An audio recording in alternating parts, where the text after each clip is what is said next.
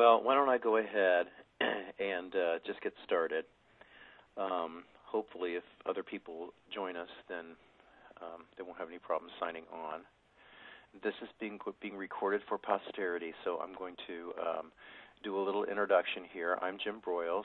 I am the past finance officer for OPA, current president-elect, and I'm going to be walking us through the financial training here, financial orientation. And I'm here with Denise Brenner, who will also be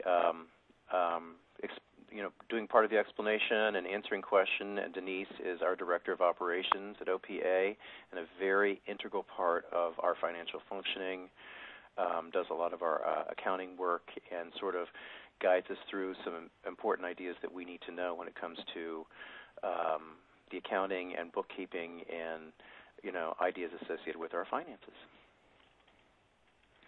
So why don't we move to our next slide.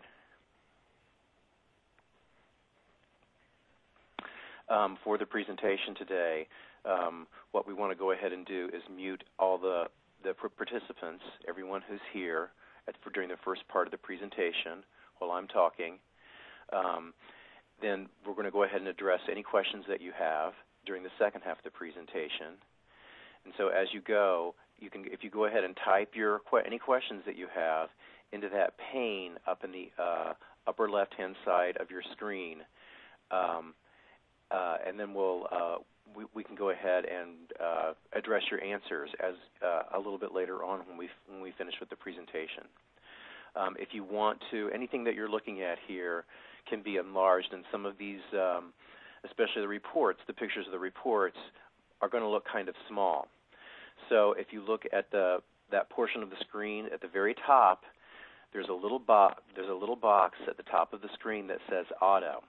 It's just to the left of that red button that says Exit. And if you click on that screen, it will give you some options there to actually go ahead and enlarge the screen. And then when you want to go back to the presentation, just go back to Auto. So, next slide.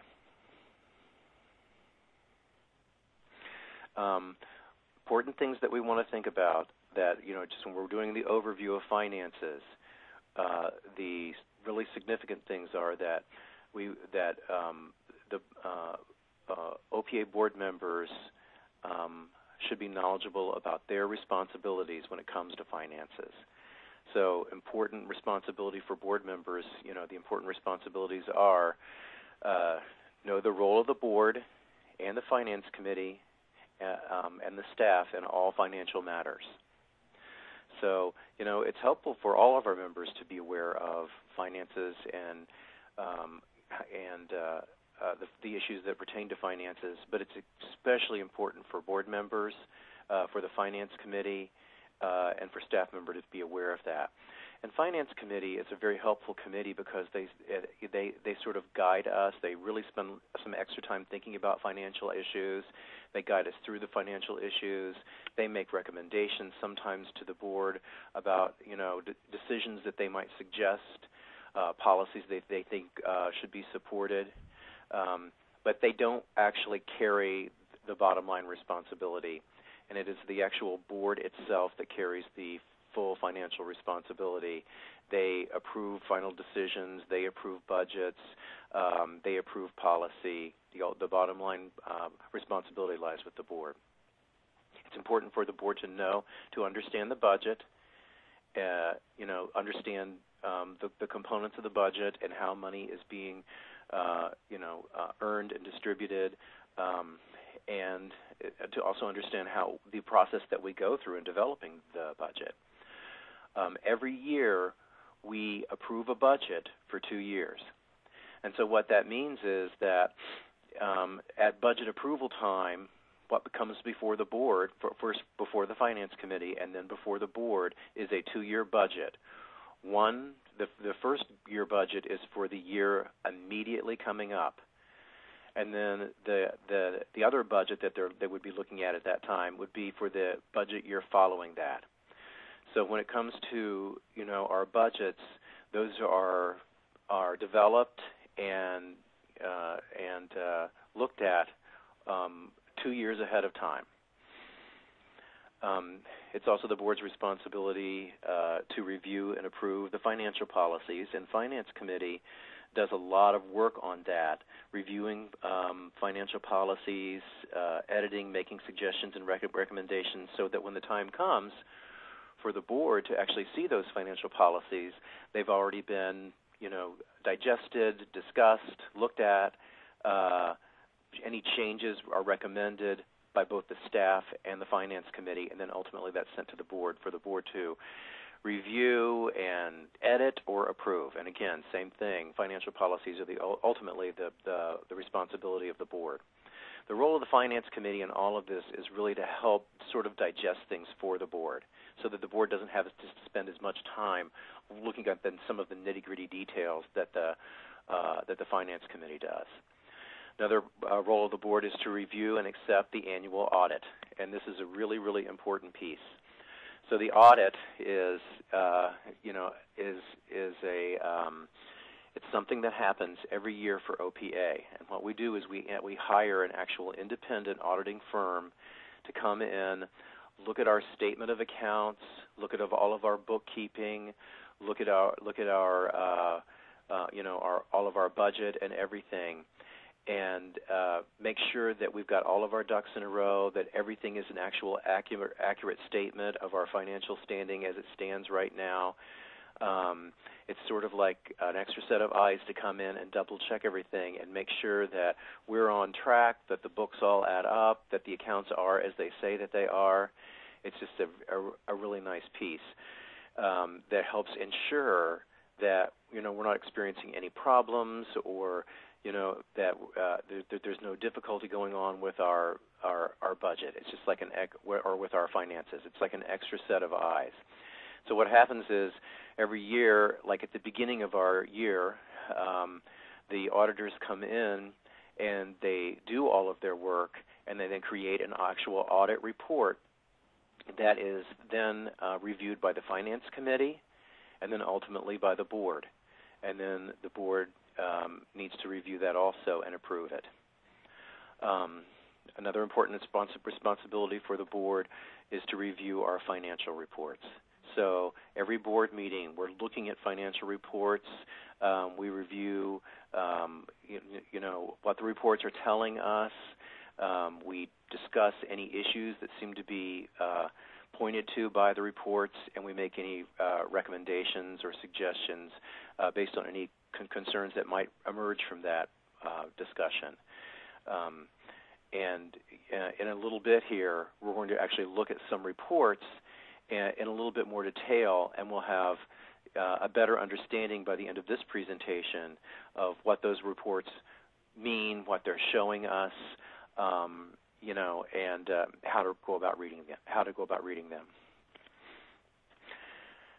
OPA financial objectives. So our goal with our finances, the goal that we're always trying to keep in mind, is to support the organizational mission. And this is a good thing to think about right now. We've got a brand new strategic plan that's coming into place. And our strategic plan is talking a lot about what are our mission, what is our goal, what are our goals for the organization. And we should think about finances as being the main support to make those goals happen. Finances really affect everything. But in our strategic plan, we actually have some financial goals too. But the idea is that the goal of finances is of having appropriately functioning financial system is to support our organizational mission. That means allowing a level of income that allows us to pay the expenses that we need to pay, acquire the necessary capital, or just buy the things that we need to buy, allow programs to grow and do what it is that they're supposed to be doing, and have a little bit of extra money left over so that we can be prepared for the unexpected. And I can say that during my, I can't even remember now, 7 years as finance officer, that unexpected things have occurred. And I can say that even right now at this point in time, we do have that extra money set aside, and it's really nice to have that. When those unexpected things occurred, it was nice to know we sort of had that cushion to keep everything going the way it needs to. So, next slide. These are just ideas about current nonprofit accounting trends. So these are the kinds of things that accountants think about when they're approaching, working with a nonprofit organization. So the idea is that every dollar that we spend should be to advance the mission. We shouldn't be spending money on something that's not in line with our mission. And really that's kind of a tall order. That makes us think about we have to stay focused on what our mission is as we're thinking about money issues and how we're spending it. Use the accrual method of accounting. And when I was going over these slides, I had to call Denise and I had to ask her, what does that mean? Because I get a little bit lost when I'm understanding the different methods of accounting. So, and she has such an excellent explanation. So she's going to talk just a little bit about what that means. The two types of accounting are the accrual method and the cash method. And most folks are pretty familiar with the cash method, which is when you receive money for payment, you book that income when you receive it. With OPA and nonprofit accounting, you use the accrual method, which is you don't record the income on the books until you've actually provided the service. So that's why you'll see Dr. Broyles will go over. We tend to have a lot of unearned or deferred revenue on our books at any one given time because we have folks who might be paying for their dues in July or August, but the member year doesn't begin until September. So even though we've actually received that cash, we don't book it in the accounting until the service is actually performed. So the important thing to remember with that is we are taking money in, but when it goes on our books, we're not actually owning it, so to speak, until we are actually earning it, or when we're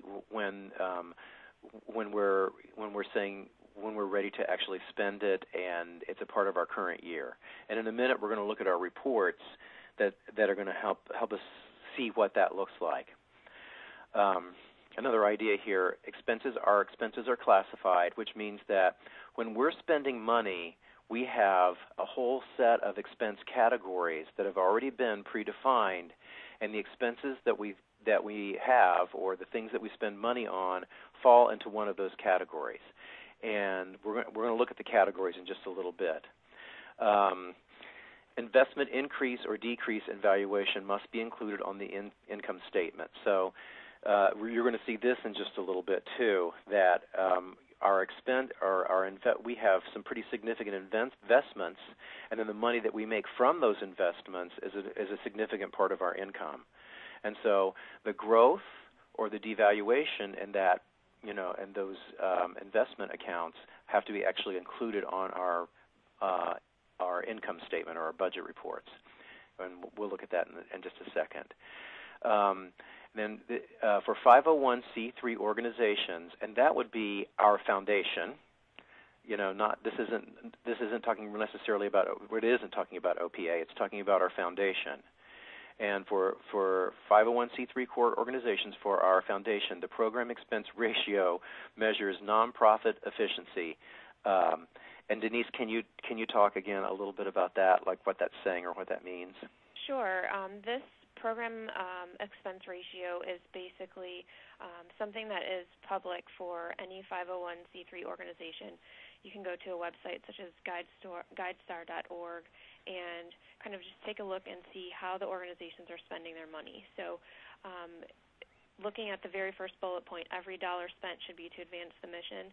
That program expense ratio measures how well an organization is doing at that first bullet point. So the goal is to reach 80%. If you see, for example, if you go to GuideStar and you see the Michael J. Fox Foundation and you look at their nonprofit efficiency ratio, if it's less than 80%, that's kind of showing you that they may not be allocating all of their spending toward their mission. So the goal there is 80%.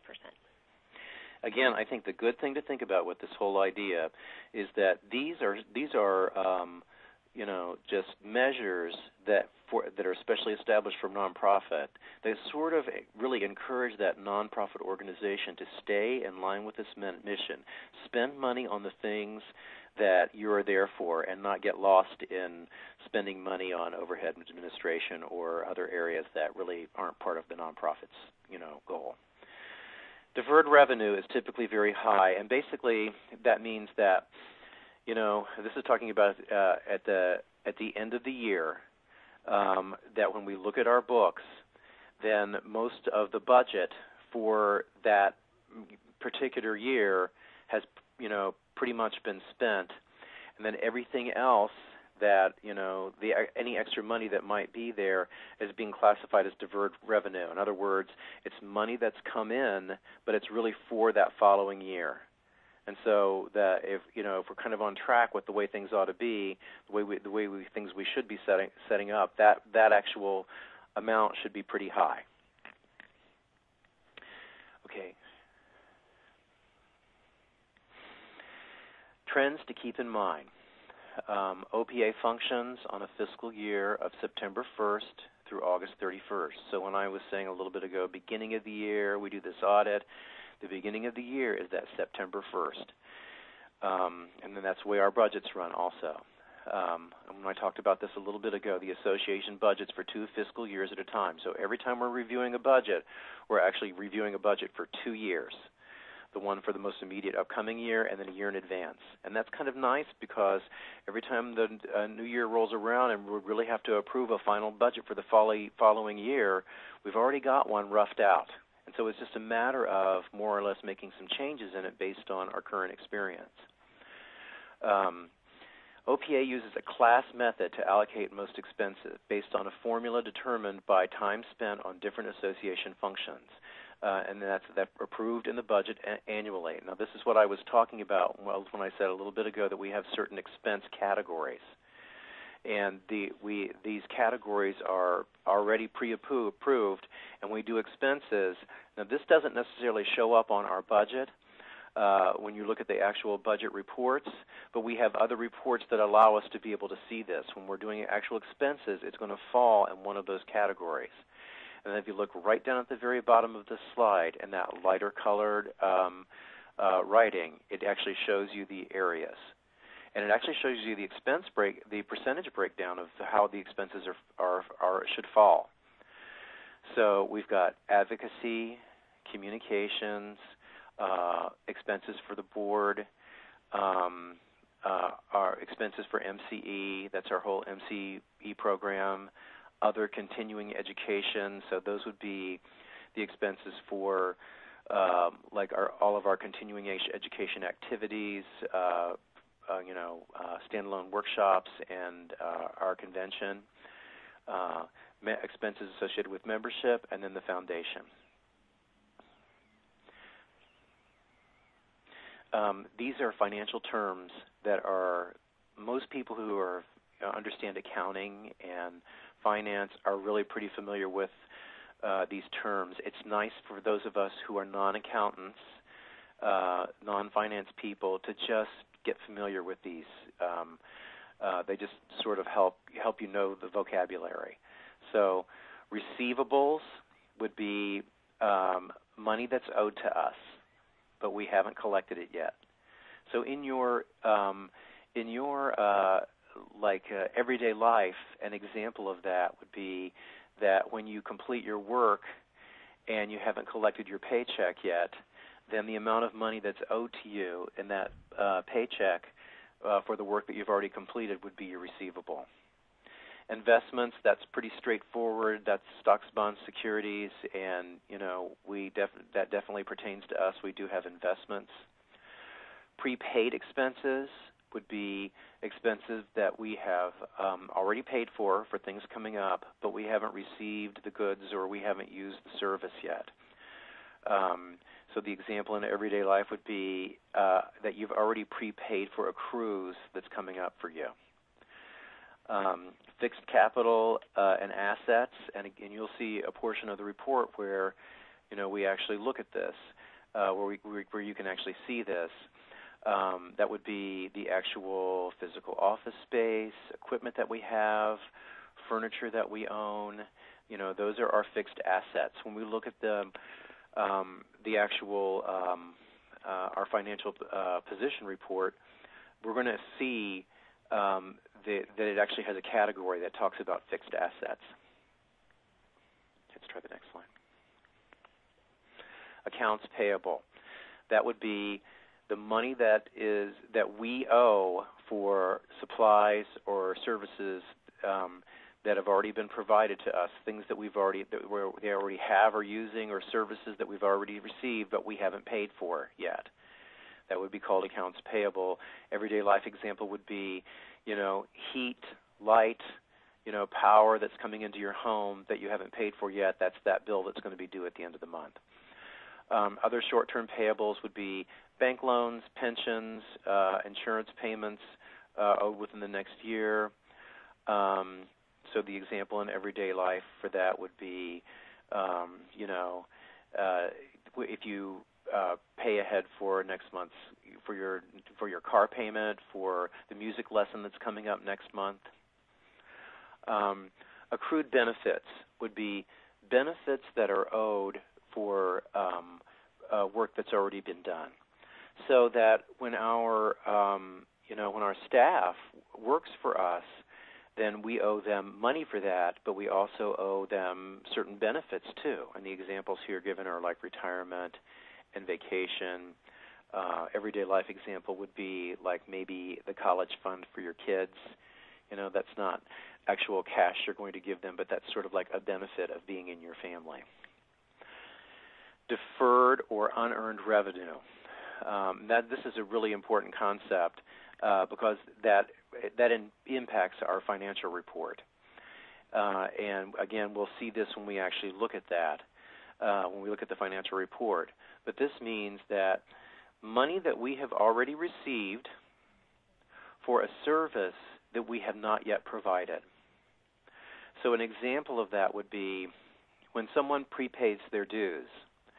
OPA allows the option of prepaying dues for a subsequent year.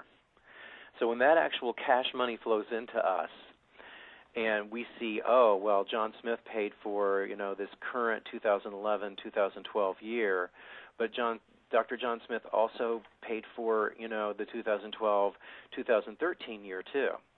So we're going to take that chunk of money that's for this current year, and it's going to go on our current books. We're going to own that money. It's going to be on our financial reports that way. But then we're going to take that second chunk of money that he paid for the following year, and we're going to put that's not going to be a part of our current functioning budget. It's going to be logged onto our reports as unearned revenue. And because of the way things are set up for us, that people really do prepay dues or MCE fees or whatever, our unearned revenue section can actually have a pretty sizable amount on it, especially toward the actual end of the budget year. When people are prepaying their due or paying their dues for the following year, but we haven't actually moved into that year yet. So that's just it's a good thing to just keep in mind, because it does affect how our finances look. Because we do get money in ahead of time and before we actually use it, that there's an advantage to that for us, because we can take a certain amount of that extra money and use it in our investments and put it in our investment accounts and make money on it.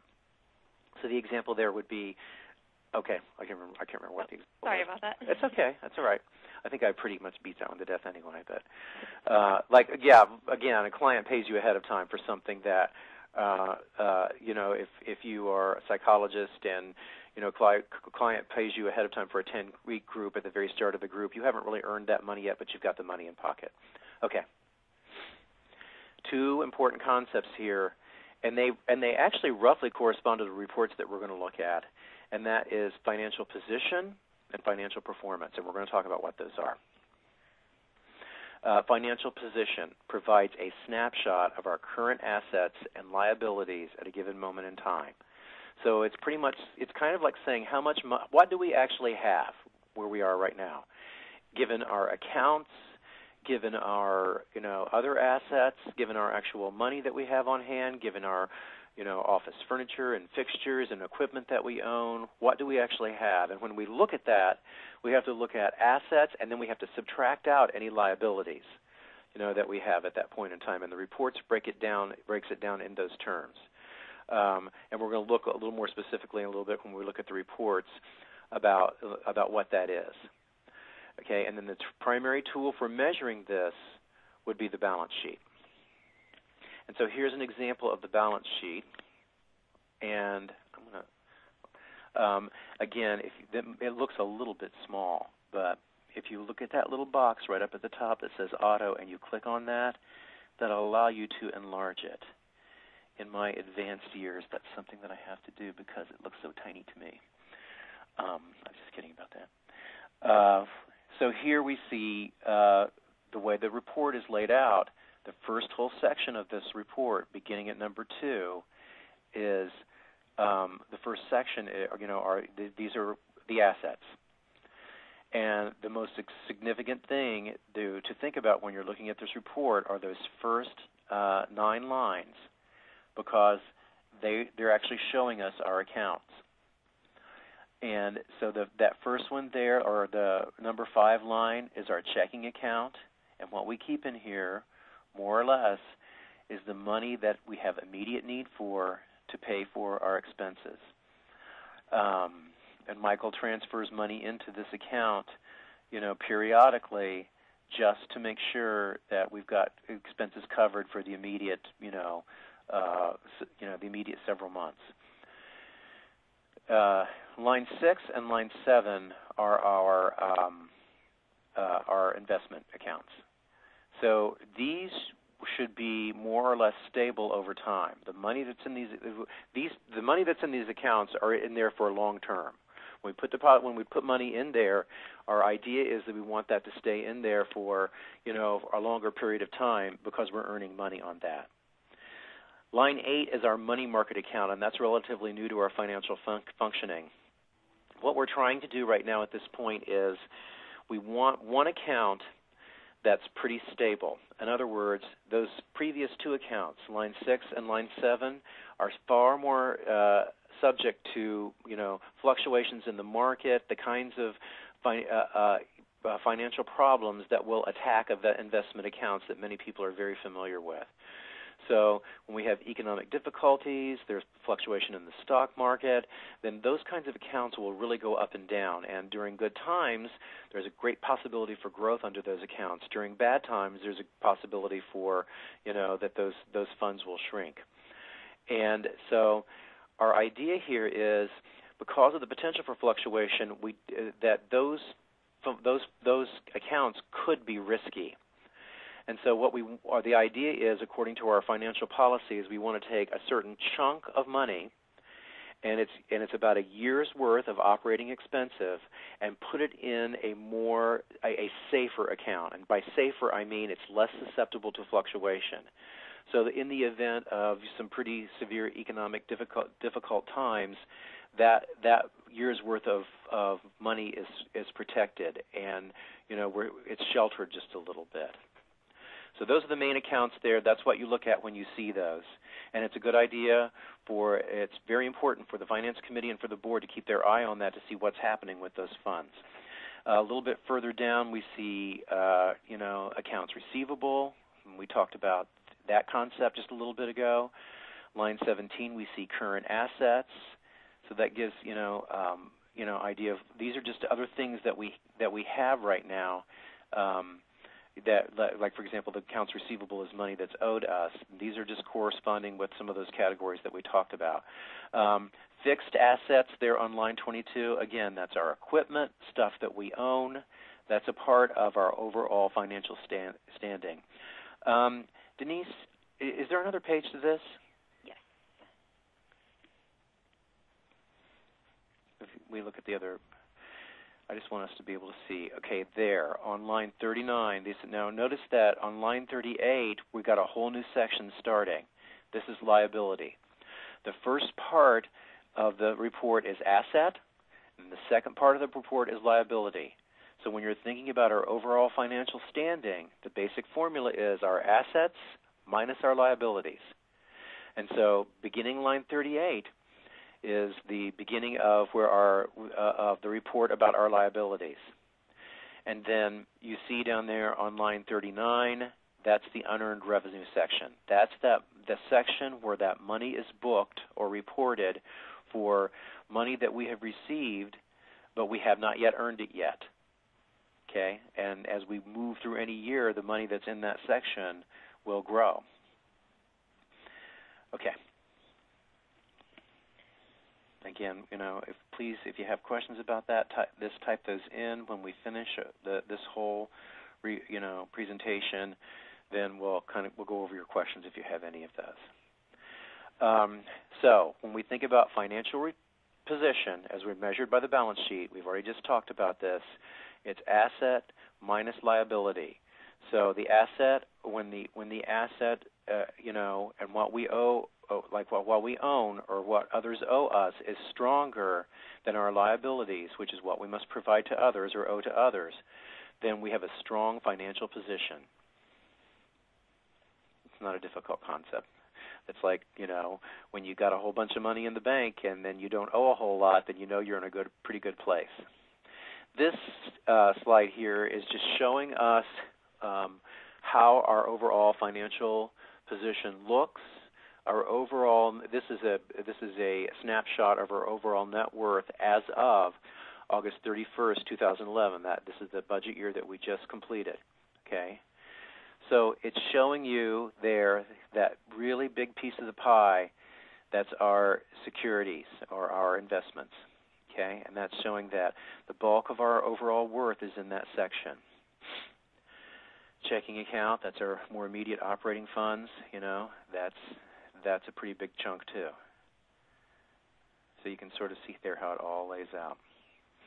So things that are important things for the Finance Committee and the Board to think about, ways to protect and enhance our financial position is to save money, preserve cash whenever possible, make sure that we have cash available to us, drive receivables down. So in other words, don't create a situation where we have a lot of money that's really being owed to us. Manage relationships with our vendors. Invest moderately, conservatively, and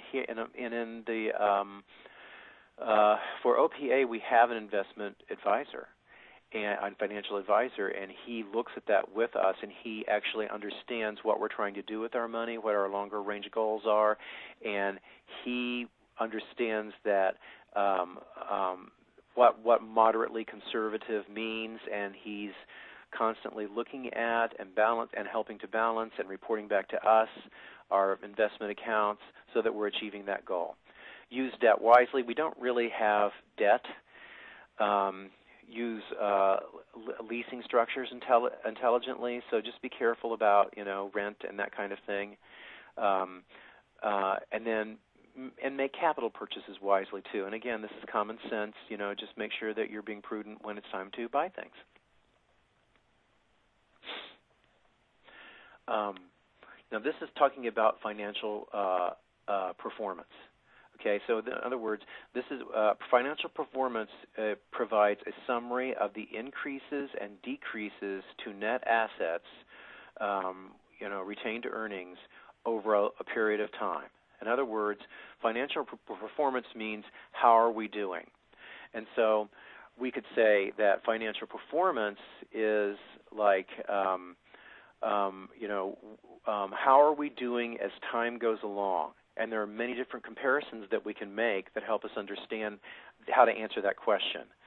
So, like how financial performance or how are we doing could be answered by just looking at how much money have we made this month, or how much have we spent, how much money have we made this month compared to what we expected to make this month according to the budget, because the budget contains that information. It says, by this point, we're supposed to earn this much money. By the end of the year, we're supposed to earn this much money. And so then we want to go back and look at the actual figures and compare that to the budget. And it says, are we earning the money that we thought we were going to? Same thing for expense. We have a whole budget that says we said we were only going to spend this much money in this particular category. So how are we doing right now compared to the budget? Did we spend the money? Have we underspent? Did we overspend? We can also do a comparison of where are we right now with where are we compared to the same time last year, and that gives us another snapshot of our overall performance over time. And the main tool for measuring financial performance is the profit and loss statement, and that's another really important report that's reviewed by the Finance Committee and then also by the board. So here we have that. We can look at that and we can see it. And so there's so many important things important pieces to look at when you're looking at this. One is this particular financial report is this the one, Denise, is this the one for, this is through February, right? Is this our current financial report? Yep. Okay. And so what we see here, these reports will change, at times. The way we look at them and the kind of report you're looking at might change a little bit. But basically what this is saying is that if you look at these columns, column G is actually telling us what we actually earned or what we actually spent in the individual category identified. Column I is showing us the actual budget amounts. And the budget amounts that are plugged into column I are the actual income prediction or expense prediction for February 2012. So in other words, if we look at this first section, interest and dividends, line number 9, and then we go over to column I, we see that figure $15,000 in there. That means that according to our budget in this particular area, we predicted that we would earn $15,000 in this area for February 2012. Okay? And that next column, column K, is just showing whether we were either over or under compared to our budget. Again, this is performance of what we actually have in column G, where we predicted we would be in column I, and then the difference, K. That's the performance. Okay, so it's saying in this particular section, we are $6,077 under where we said we would be at this point in the year in February. And any number that you see like this in parentheses is a negative number. When there's no parentheses, then that's a positive number. That's just pretty much a standard accounting thing. And then that final column, column M, is showing that same amount in terms of a percentage. So, for example, with this report, we see that we have only earned 50% of the actual amount that we said that we were going to, according to our budget for this point in the year. Now, another significant thing to think about here is that this column I amount could change if we did a different report. So, in other words, instead of saying, let's look at the budget versus actual through February 2012, we could say instead, we want to look at a report that shows budget versus actual through August 31st through 2012, the end of our budget year. And then what we would see is there in column I, that figure then would reflect, we're going to switch over to it, good. Now, it's the same report with that new information. Okay, so in column I, we see that figure now has flipped to $30,000. And what that means is that we predict in this line 9, interest and dividends, that we will have earned $30,000 by the end of the year. And so then again, we get to see we're $21,000 behind where we said we would be for this particular year. But we're $21,000 behind where we said we would be based on the overall budget at the end of the year. And we've only earned 29.74% of the actual goal for the whole year. And it's so nice to do both of those comparisons, where we should be based on the month and then where we're trying to get to by the end of the year. And looking at these figures makes me kind of sad because we're kind of behind in that area. Can we just flip back to that report again just one more time? I just want to show them one more thing. The year or through February? Either one, it doesn't matter. Now, the beginning on the other significant thing that you want to look at when you're thinking about these reports is line number 3. It says ordinary income expense. And what that's saying is all of these lines after this are all of our full income. Okay? I'm sorry, I'm misleading you. Not on line number 4. It's saying income. All of these lines after this are all of our income. This first whole section of the report is income. And then if we can flip to the next, can we flip over to where the expenses begin? So now, I think it's probably page 3 or something like that. Now we see down there at line 90, it's saying now we're going to start doing the expenses. So all of those lines after that are all of these different expense areas that we have, and that's showing you what we're spending. Okay, we can go back to the slides. So, financial performance. And again, we're talking about profit and loss budget versus actual reports that we just looked at. So what it's saying is revenue or income minus our expenses equals our whole overall net income. And if we had kept looking at that report that we were just looking at, we would see a bottom line there. It's literally a bottom line, and that's our overall net income. So revenues, our income, would be the primary areas of income, which were dues, continuing education registration, MCE fees, fees that we get from advertising, and our investment income. Expenses would be salaries, benefits, contract services, rent, insurance, continuing education, expenses for hotels, meals, and other operating costs. And then the net income is how is that going to actually look when we get to the end of our budget year. And the significant thing that Finance Committee and board members really want to take a look at is, are we actually budgeting for a net income for that particular year?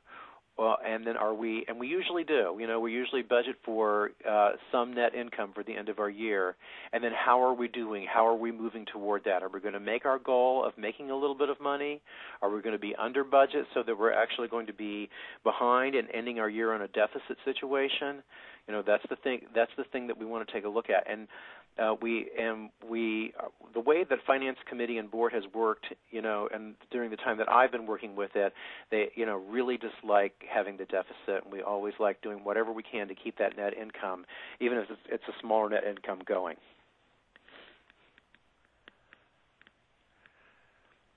So this just gives you an idea, again, of the different categories and how they look in terms of actual dollar figure. And these figures are taken from the 2010-2011 budget year. And that gives you an idea of the actual dollar figure amount for that year of the different income categories and the different expense categories. And the categories that you see there are, correspond exactly to that budget versus actual report that we were just looking at. They're just totals there. And you see down there for this particular year, it was a good year because we had a net income for that year. So when we're thinking about financial performance, these are the ways that we can make sure that the things that we can think about are the ways that we approach performance to make sure that we're controlling the financial performance. So adjusting the price of dues and other services, and that's actually a little trickier than it looks, because if you just kind of glance at that, it might seem like, wow, if we're kind of behind on money, we could always raise our dues, and that's tricky business because we want to make sure that our OPA is accessible to as many members as possible, so that's not something that we always want to do. Sometimes when we do a significant increase in dues, that means that members perceive us as being not affordable anymore. We get fewer members, so we actually can lose money if we increase dues. So, but it's one point to think about or keep in mind. Doing what we can to control member retention, to keep our members, to keep us from losing members, strongly impacts our financial performance. Being selective about speakers, making sure that we budget conservatively when we're creating our budgets, make sure that we keep our general operating expenditures low, and we really do, I think, a good job in this area during the time that I've been finance officer. Looking for outside income from help and support from grants, keeping administrative salaries and benefits low, revising the budget if we get in an emergency situation. And again, during my time as finance officer, we actually ran into an emergency situation where the budget year was so off track from what we predicted it would be due to the economic downturn and how that was impacting us financially that we had to sit down and actually revise our budget in the middle of the year.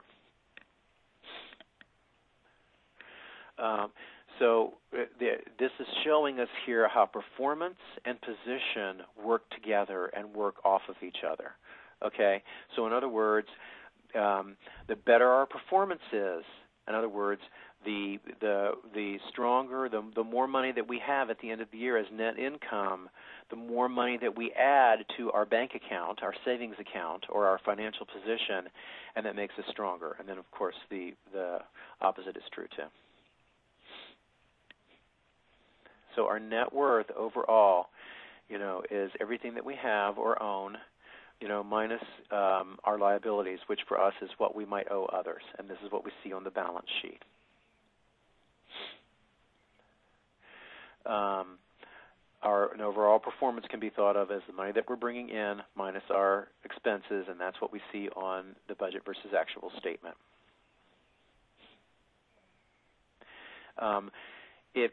Again, this is the concept that I was talking about just a little bit ago. The better our performance, when our financial performance is in line with what it should be, we're going to have a little bit of net income. That net income goes into our overall savings account, so to speak, and so that equals a stronger financial position because that increases our overall, holdings. The stronger our financial position becomes over time, the more wiggle room we have, or in other words, with that creates that, if we run into a year where we're having some real financial difficulties, we don't sweat it quite so much because we've been doing pretty well and our holdings are pretty strong, so we know that maybe we can stand a negative budget situation for a little while, for a year or two, because, and it's not going to break the bank, so to speak. Negative, when we start falling into a negative financial position, so we're not doing as well over time, or we're not meeting those budget goals, it becomes a real important responsibility for the board to address that issue, through our overall performance to get that back up to where it needs to be.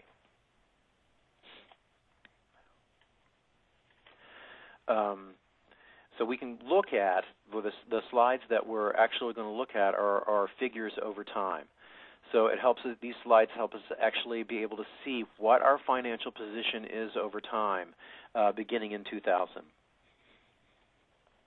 So what you're looking at here is just a graph of our overall net worth.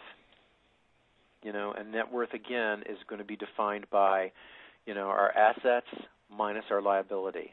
And what you're seeing here, each bar represents,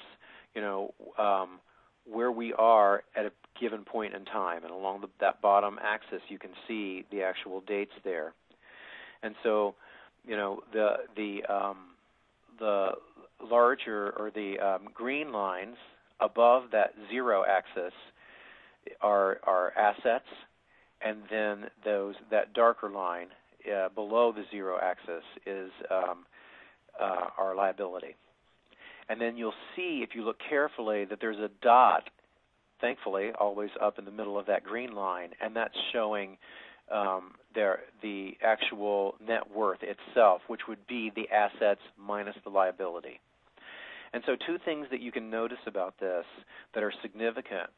One is that the actual net worth, our actual net worth, is fluctuating over time.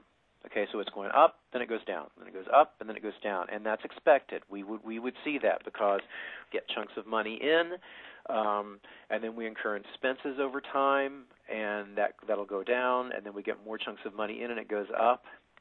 And the second significant thing that you can see here is that each time that those dots dip down, each time that net worth dips down, it's not dipping down as close to that 0 point as it was during the previous dip.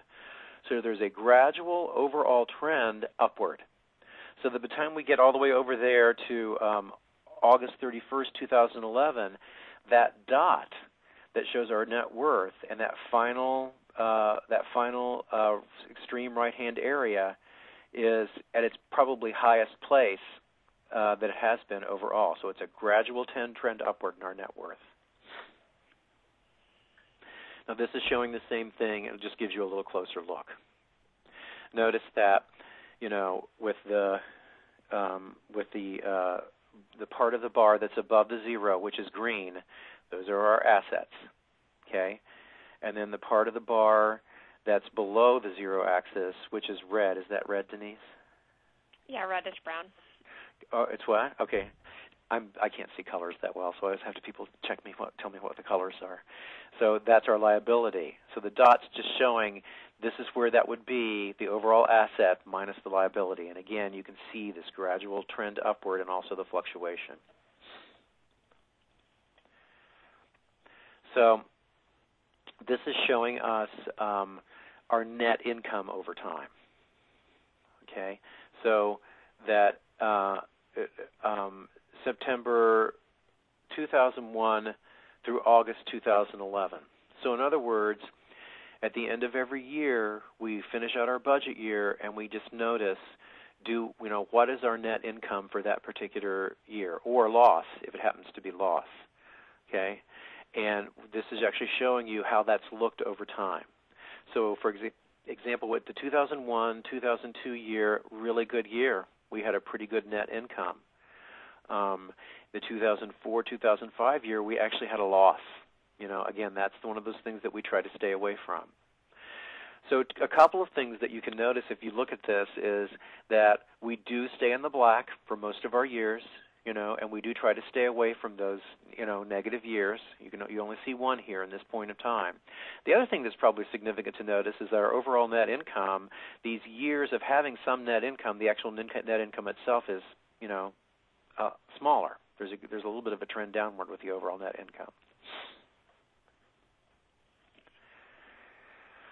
This is showing you our income categories. So in other words, when we think about the money that's flowing into OPA, where does it come from? And this does correspond from our budget versus actual report. That's all of those, like I said, that first whole section is income categories. And this breaks it all down to you in terms of amount, in terms of a pie chart. Okay? So we see membership dues and MCE are huge pieces of the pie. Quick comment here. I am concerned about this. The Finance Committee is concerned about this.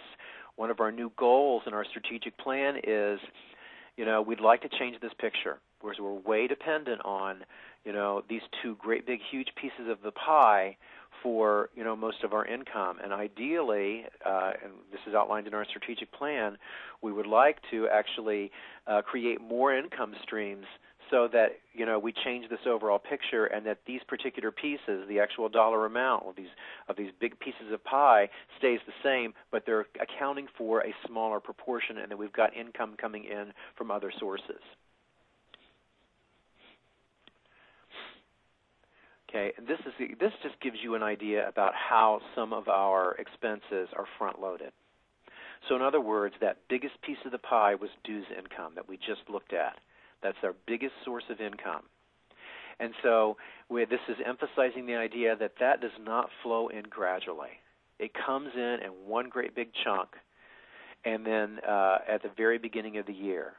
So we see there that first bar at the extreme left-hand side is September. And that shows you that the bulk of our income in that particular area, which again is our largest area, comes in 1 month. Get a little bit more in October, and then quite a downward trend beyond that. It's front-loaded.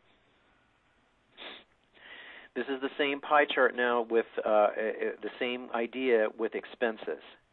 So again, we have that the budget versus actual statement. The first part is income. The second part is expense.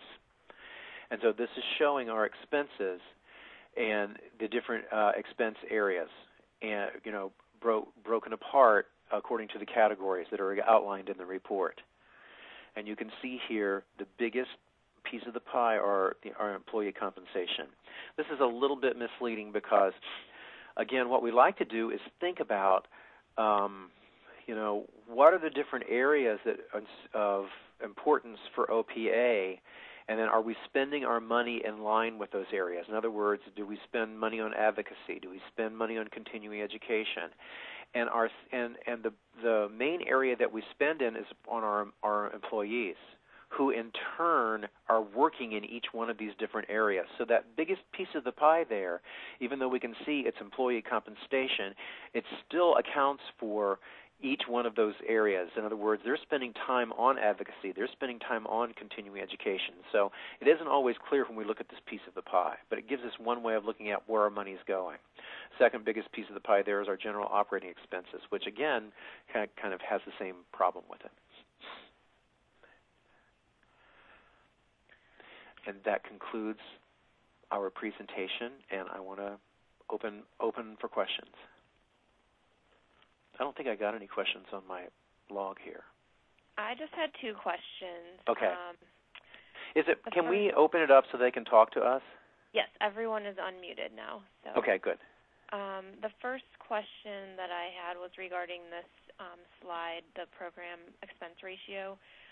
The question was, is 80% our goal, or is that an industry goal? And the answer is that that's an industry-accepted goal. So when you're doing your research about who you want to make your charitable contributions to, you should check out the program expense ratio, and those that are above 80%, those are good contributions to give to because they're spending directly to their mission. Those that may be in 50%, you might want to think twice about making a contribution to those. If it's kind of like what you're saying, Denise, is if this is an industry goal, then, and this is a standard measure that's encouraged for all nonprofits, that makes, anybody who wants to donate money and they want to check out their nonprofit, they're able to look at that and see, wait a minute, when I give money to them, is that really going to the stuff it's supposed to be going to? And you're saying exactly. and the 80% is standard, that's what every nonprofit should be shooting for. Yep, that's the industry acceptable goal. So our foundation, I'm not aware that there currently is a specific goal set. That was the other question that I had relating to that slide. But that's something the foundation can always discuss and talk about. And then the other question I had was regarding the investment predictions relating to when OPA is budgeting for how much income is going to be brought in for interest and investment increased valuation. How is that prediction made? And the answer to that is a combination both of history and kind of looking at what is a conservative estimate based on the security holdings that the association currently has. You wouldn't want to be budgeting to have a 15% interest income. You would want to budget more conservatively. So those two factors, history and looking at the percentage, are kind of what make up how that prediction is made, and that is a constant discussion item amongst the board and the finance committee. It really is, and we get that question all the time, and I'm glad that people think about that and they're looking at that whole area. But we try to estimate it as Denise has described. But as you can see, just based on these reports that we're looking at and how we are right now, that's a very difficult area to predict. I wish we could predict it better, but it's hard to do. This is Michael. Let me make a comment on that because it is really hard to do. Of course, we look at what the market trends are and talk to our investment advisor about how he thinks it's going to be over the next year. And we also know that every other year, the first year of the biennium, we always have much more invested because we have all of the MCE income for people are paying for both years of the biennium. So we have a big chunk of money that we can park and gain benefit from. So that causes fluctuation in our projections year to year. And then if you think about, like, we've got a whole new investment policy which actually requires us to move a larger chunk of money out of those investment accounts into that more stable money market account, and that's something new for us. So we don't have quite as much available in those investment accounts. So then when you're talking about history and predicting based on history, our whole proportions have changed, and we don't really have the history with that yet either. So this is just giving you an example of how that can be very difficult to predict. Those were the only two questions I received. Are there any other questions that came up? We can hear you if you want to talk. you're awake.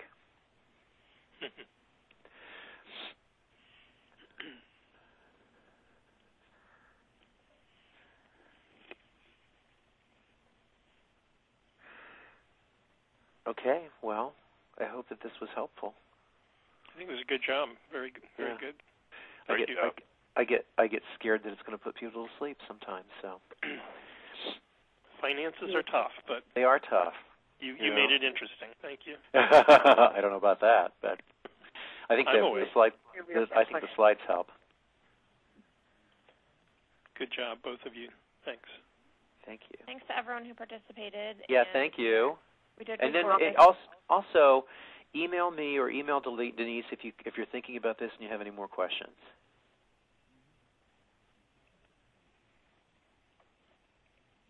All right. Thanks, everyone.